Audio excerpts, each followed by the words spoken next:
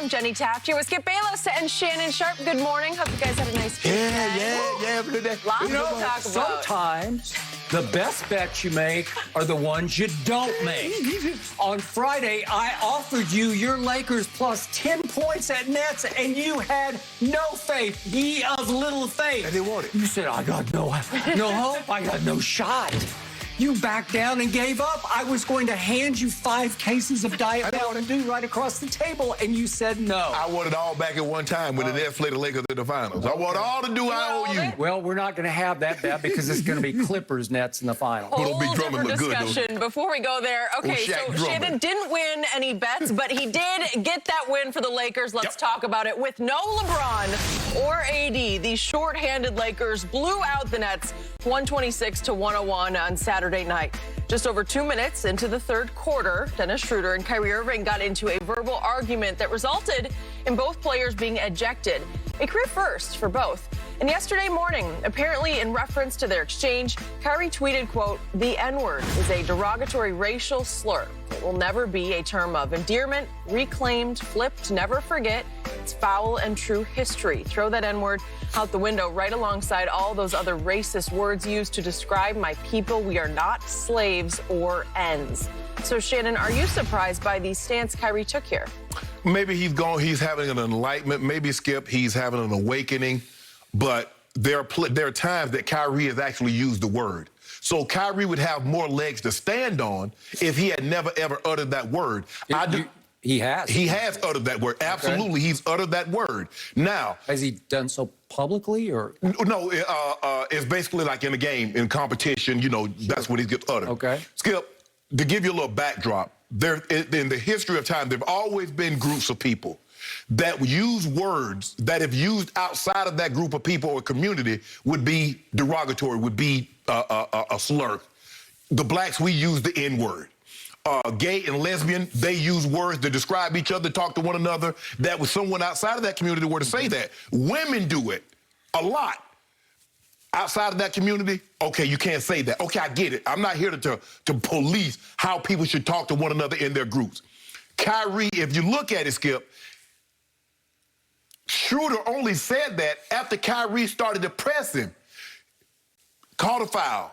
Schroder was like, he been doing this all night. Schroder walks away. Kyrie walks up on him and was talking to him. Schroder says, "Damn, and that's when Kyrie like loses it. He's like, bruh, it's not that serious. Kyrie walks away. Schroder like, bro, he seemed like he said, my bad. If I offended you, I'm sorry. And he kept it going. It's bigger than that. Skip, we've seen situations where people they got into a fight over a piece of chicken, or they got into a fight over an Xbox. That might have been the straw that broke the camel's back, but there's something that led up to that. Agreed. And so, was it Schroder was giving Kyrie that work in the game? Yeah. Maybe. But Kyrie, over the last year and a half, since the George Floyd, has become a different person. And I have no problem with that. But I think the thing is that I thought he tried to press Schroder and took it further than what it really needed to go. You don't want to be called that. I get it. I play professional sports. Use that word talking to some of my teammates and some of the other guys on the other team. So if they say, hey, bro, okay, fine, no problem. Ain't got no problem with that. But for someone to look, if you say you don't want me to use the word, okay, we done with it. But don't come try to press me, because that's not gonna go well. You said you didn't like it. Okay, I'm fine not using it towards you any longer. But something is going on with Kyrie that made him go overboard what was really necessary in that situation, Skip. And it kind of marred a game because, Skip, you already minus stars. No AD, no James Harden, no LeBron. And now basically you're down to Kevin Durant. Come on, officials. We got to stop with this double technical stuff. And I got Kyrie started to flip. He started the officials trying to calm him down. He like, get your hands off me. Skip, I get that. But we got to be careful kicking these guys out, especially in a game like this. Because you're on national television, Skip. Ain't nobody... Unless you're a die-hard Lakers fan. Skip, you're not watching that game. Not minus AD. Not minus LeBron. You're not watching. And not no James Harden and Kyrie. And KD only on a minutes restriction. So I thought Kyrie overreacted. He made his point. Don't call me that. I think it's derogatory. I think it's divisive. I don't want to be referred to in that term. Okay, boom. Schroder's looking at him like, bro, I'm sorry, bro. Is that serious? I mean, so I thought Kyrie overreacted in that situation. But he's gone through an enlightenment or an awakening where he sees the world different, and I have no problem with that. But I just think in this situation, Skip, I think he overreacted. Make your point and move on. Okay.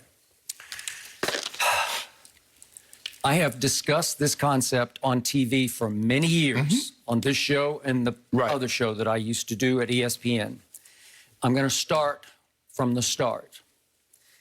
The N-word, spoken with the hard ER on the end, used by white people against black people dating back hundreds of years in this country, is simply the most evil, vile word in this language. And I've said for years, I wish there was some way I could eradicate it. I wish I could make it illegal to utter that word in public or in private. Anytime it just should be out of this language.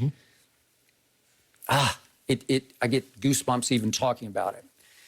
But thanks to our friend, Dr. Michael Eric Dyson, with whom I communicated last night, and he's been my guiding light on this from the start for maybe a dozen years. He pointed out to me that the black community over time has taken that vile, evil word and drained the poison out of it by putting an A on the end, as you well know, instead of that hard R. And that word has become, you could call it a term of endearment within your community. Yes. Maybe just a term of familiarity, as in we're all in this together. Right? That's how I feel it. And I've worked with several black commentators, most notably you. And I believe you've told me on the air here that, yeah, you use it occasionally. Yeah. When I'm talking to my friends, absolutely. I mean, as soon as we pick up the call, what's up, Ian? They say, hey, what you doing? Got it. Same from all the others I've worked with. Stephen A. Smith, Michael Wilbon, it's very commonly used. I don't know if you call it endearment or just familiarity. I don't know, but whichever it is, there's also a school out there, and you can call it an old school. And that school of thought is the Kyrie school of thought that he posted. And I was unaware that he was in that school of thought because I have to believe Kyrie's been called that or referred to as that by many, many black players down through the years that he's played in both pro, college, and all. I guess I should include AAU, right? Yes. How many times has he heard that on a basketball court? Thousands? Thousands. Yes. Right? Yes. So why now? Why pick this time to go public with this? Because that was a shock.